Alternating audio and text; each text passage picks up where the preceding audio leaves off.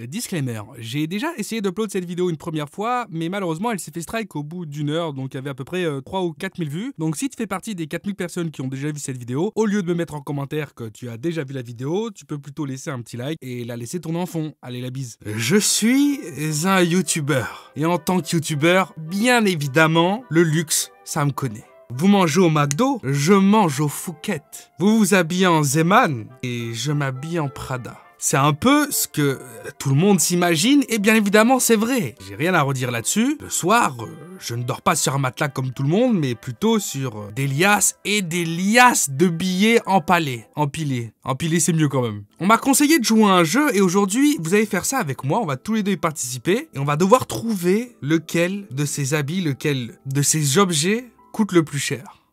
Raid Shadow Legends, les amis. Si t'es pas encore sur le jeu, c'est que vraiment il y a un souci depuis le temps que tout le monde en parle. Des millions et des millions de joueurs, type MMORPG sur mobile, avec des boss, des donjons, du contenu vraiment difficile, où tu peux littéralement te casser les dents dessus plusieurs fois avant de réussir. Et c'est ça qu'on veut, pas un truc tout simple à la con, tout automatique. En fait, tu joues pas réellement là, t'as besoin de réfléchir, t'as besoin de faire des stratégies, t'as besoin de casser des hucs en fait. Un peu le système des gachas, comme ça tu vas devoir invoquer des héros. Tu peux avoir la chance ou pas d'en avoir des puissants ou des moins puissants. Pour ça, il va falloir à chaque fois ralasser au niveau du temps de jeu et réussir au final à se monter une putain d'équipe super balèze. Il y a des systèmes de combat qui sont ultra rapides, comme ça t'es pas obligé à chaque fois de rester keblo pendant super longtemps sur le jeu. Si t'as juste envie de jouer, vraiment 6 minutes, 10 minutes, c'est totalement possible en fait, même 3 minutes.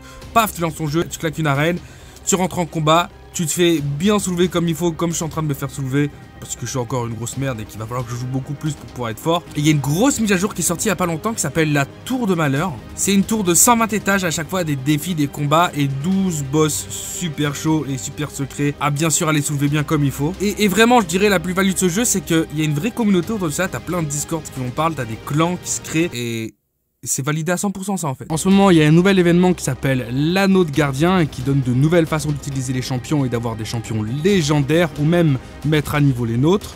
Et début décembre, la plus grosse match de l'année, donc si vous étiez sur le point d'arrêter de jouer, vous allez être vraiment surpris, vous devriez revenir.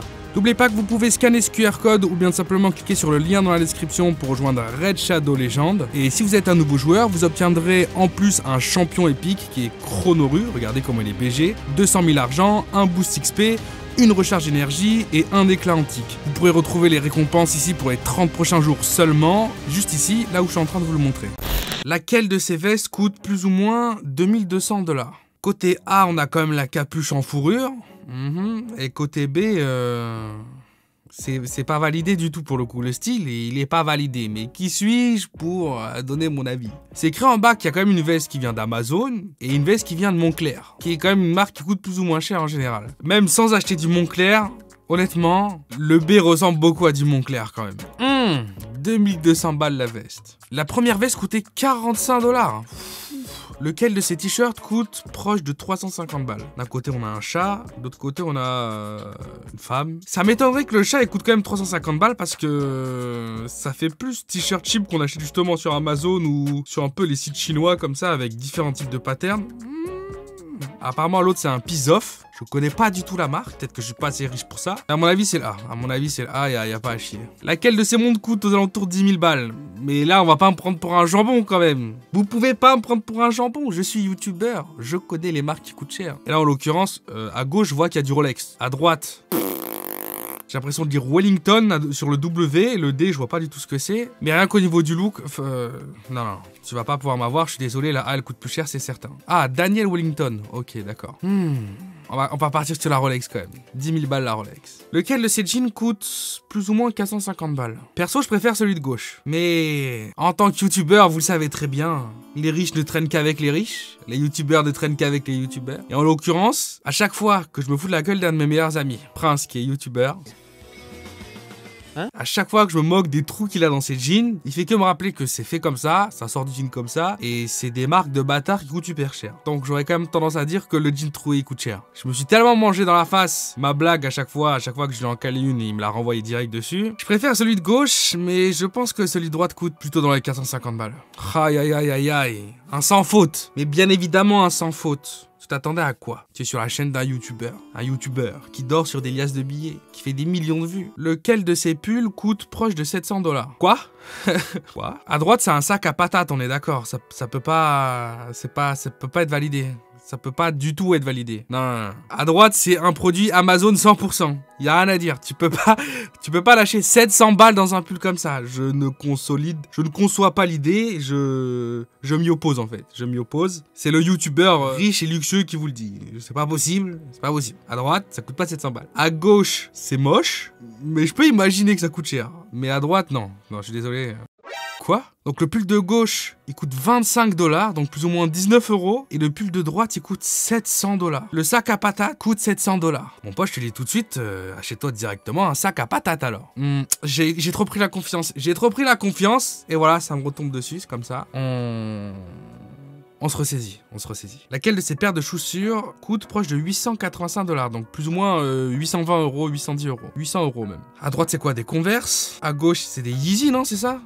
Des Yeezy à gauche? Bah, les Yeezy, ça coûte super cher, non? C'est très connu pour coûter très cher, je crois. J'en ai pas personnellement, puisque bon, avec ma carrure, c'est pas possible, hein.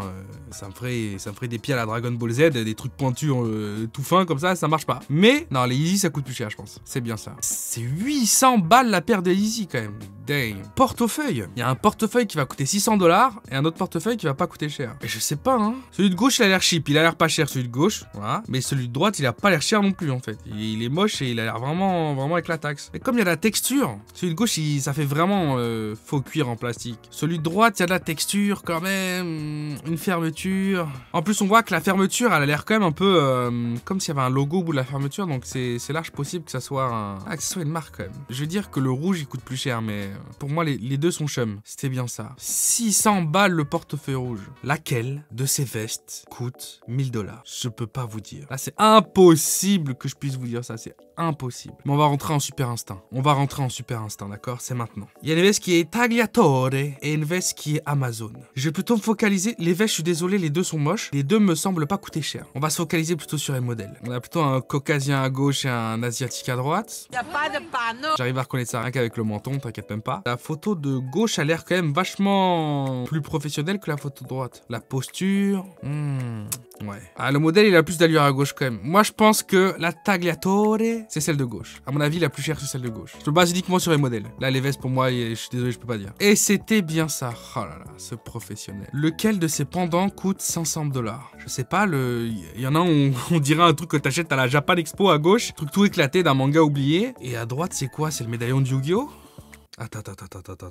Soit je suis le mec le plus intelligent de l'univers, soit... Il faut que je vérifie maintenant. Attends.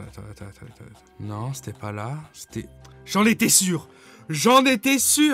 Le pendentif de la veste pas chère à gauche. Regardez le pendentif du mec de la veste à gauche. Regardez-moi ce pendentif là. C'est exactement le même que celui-là. Mais là, j'ai la vision des dieux, c'est pas possible. Donc, vu que ce pendentif, il est sur la photo qui coûte pas cher, ça veut dire que le pendentif ne coûte pas cher. On passe s'amuser à mettre un gars avec un pendentif sur une photo Amazon d'une veste à 25 $ avec un pendentif à 500 $. C'est pas possible. Ça veut dire que le pendentif le plus cher est celui de gauche. C'est mon dernier mot, Jean-Pierre. Oh là là. On avait un pendentif à 10 balles et un pendentif à 500 balles. Je suis inarrêtable. Non, mais les habits de luxe, c'est surcoté. Quand t'arrives à un certain palier, quand tu fais autant de vues que moi sur YouTube, tout de suite, ce qui te touche le plus, c'est l'art. Mes vidéos, c'est de l'art. Ma chaîne YouTube, c'est de l'art. Ma barbe, c'est de l'art. Et ces peintures, c'est aussi de l'art. Et comme tout ce qui touche à l'art et tout ce qui touche au luxe, ça me connaît, évidemment, je vais sans aucun problème trouver très rapidement le prix exact des peintures qu'on va voir là actuellement. Combien s'est vendue cette peinture de Leonardo da Vinci? Da Vinci Leonardo. 3,5 millions de $, 1 million de $, 5 000 $ ou 450 millions de $. Tout le monde connaît Leonardo da Vinci, hein, je veux dire. Il est même dans Assassin's Creed, j'ai envie de te dire. Hein, à un moment donné, youtubeur ou pas, j'ai des rêves de gamer. Mais en tout cas, oui, Leonardo da Vinci, tout le monde le connaît. Donc 5 000 $ ou 1 million de $, non, on n'y croit pas du tout. C'est 450 millions, c'est une certitude. J'ai même pas besoin de me prendre la tête. Essaye de trouver pour combien s'est vendue cette peinture titrée Nafea Faipuap. Quand est-ce que tu vas te marier? 10 millions de $, 10 000 $, 3 millions de $ ou 213 millions de $. C'est grave moche en fait. Je suis sûr que si je m'entraîne pendant une semaine, je dessine la même chose. Il n'y a rien qui va en plus dans cette peinture, c'est vraiment juste éclaté. Pourquoi il a fait des yeux comme ça? Pourquoi les têtes ressemblent à ça? Ah, c'est moche. Ça, c'est déjà 10 000 balles. Déjà 10 000 balles pour ça, je le mets même pas dans les chiottes. Non, mais ils ont déconné. Hein. 10 millions, 3 millions, 200 millions. C'est 10 000 $. C'est, voilà. J'ai estampillé le truc, j'ai mis mon tampon. Ça coûte pas plus de 10 000 $. C'est tout. Quoi? En 1892, Paul Gauguin a peint cette magnifique peinture. Mais pas du tout, c'est pas du tout magnifique. Let's see if you have any talent. Give it a try. Try painting something.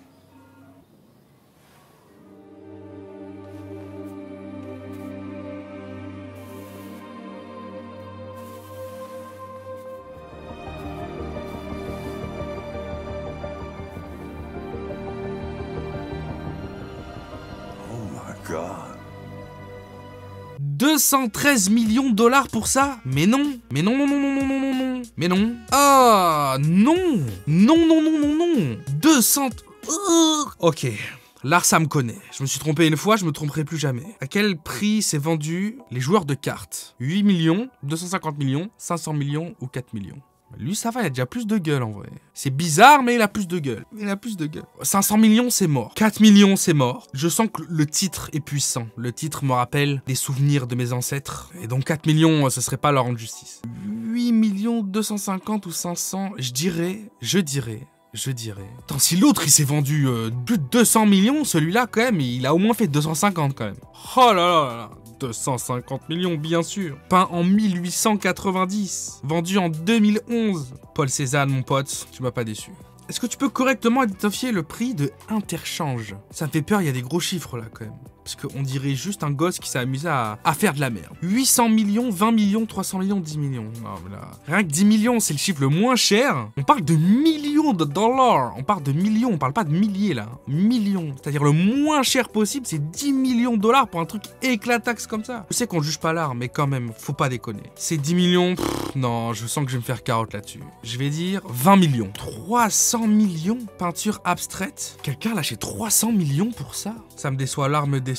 Ah non, ça vaut rien. 50 millions le minimum. Mais ça vaut rien, ça. Mais ça, c'est des trucs que tu vois en salle d'attente quand t'es chez le médecin. Oh là là là là là. Combien s'est vendu Iris? En 1987. Les gens étaient pas si riches que ça en 87. 53 millions, je pense, ça valait... 53 millions de l'époque, ça valait déjà beaucoup plus maintenant que maintenant. Donc, 53 millions. 53 millions. C'est Van Gogh qui a peint ça, c'est vraiment moche. Van Gogh, t'as vraiment déconné là-dessus. Je pense que t'avais beaucoup trop fumé avant de peindre. Alors, la peinture s'appelle orange, rouge, jaune. C'est même pas pris la peine de mettre des mots, des liaisons, une construction de phrases en fait. C'est orange, rouge, jaune. Et c'est soit 1, soit 2, soit 10, soit 87 millions de $. Ça, c'est... On s'est fait ken une fois, on se fera pas ken deux fois. Hein. On va mettre 87 millions de $ direct. Oh, c'est une catastrophe, c'est une catastrophe. Mais qui suis-je pour juger l'art? Je suis moi-même une œuvre d'art en réalité. Donc ça ne devrait pas me choquer qu'un truc comme ça vaille 87 millions, alors que moi-même, je dois déjà valoir des milliards. Oh mais ça, c'est pas beau ça. Combien c'est vendu? Numéro 17A. C'est là maintenant. Je veux dire, le titre du tableau, c'est le numéro de série du cadre en fait. Il est sorti d'usine, il y avait écrit numéro 17A. Bam, c'est le titre de ma peinture. 200 millions, 800 millions, 100 millions, 2,5 millions. Ça vaut R ça. Ça, c'est 2 millions ça. 200 millions. Je passe. Ça, c'est connu ça. Marilyn Turquoise. Je crois que c'est super connu ça. C'est vraiment pas agréable à regarder, hein, mais je veux dire, je ferais sûrement des cauchemars si j'avais ça accroché chez moi quelque part, mais je propose 200 millions, 80 millions. C'est déjà la déconnade, Waouh. Ça, c'est puissant, par contre. On est sur une richesse de couleurs, on est sur une richesse de coups de pinceau. C'est vivant, là, c'est vivant. On reconnaît Van Gogh tout de suite, hein, le trait de pinceau de Van Gogh, un ami de longue date. Ça vaut cher, ça vaut 84 millions, ça. Ah là là, peint par Van Gogh, mais t'es pas trompé. 84 millions, ça les vaut pas. Il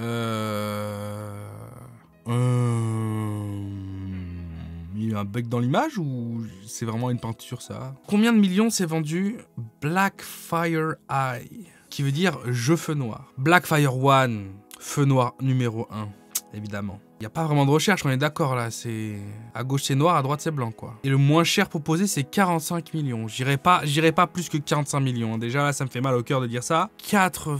On dirait une texture dans un jeu vidéo, genre un skin, un truc que t'achètes pour repeindre ta voiture dans un jeu de voiture de course. Numéro 10. Juste la peinture s'appelle numéro 10. Ça c'est 10 000 $, c'est vraiment le max que je te donne gros. 82 millions. Mais c'est passé quoi dans votre tête? Les gens ont fait pipi dans votre cerveau? Ils ont fait pipi dans votre tête. Là, je comprends pas, là, en fait. Il y a un gars, il a soulevé tout le monde dans le game, en fait. Il a tenté un truc sur un tableau, ça a fonctionné, il a fait que ça après ou quoi? Violet, vert et rouge. Et ça se vend des millions. L'art, c'est du foutage de gueule, en fait. J'admets être une œuvre d'art et que ma chaîne YouTube s'en soit une, mais là, c'est du foutage de gueule total, là, en fait. Je peux pas valider ça. Allez, 186 millions, bien sûr. Bah, bien sûr, 186 millions. Bien évidemment. J'aurais même dit 600 millions, mais c'était pas proposé. Moi, j'aurais mis 1 milliard pour ce tableau, j'aurais mis 1 milliard. Parce qu'il est exceptionnel, exceptionnel.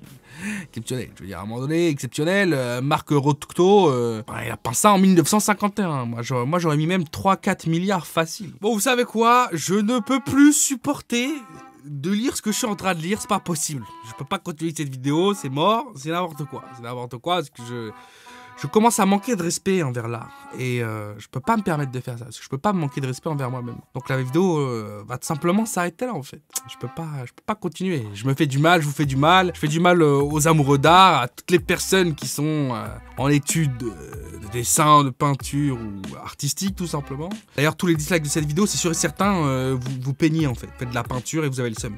Il y a aucune autre explication. On se retrouve bientôt pour une autre vidéo. C'était Théo. Peace out.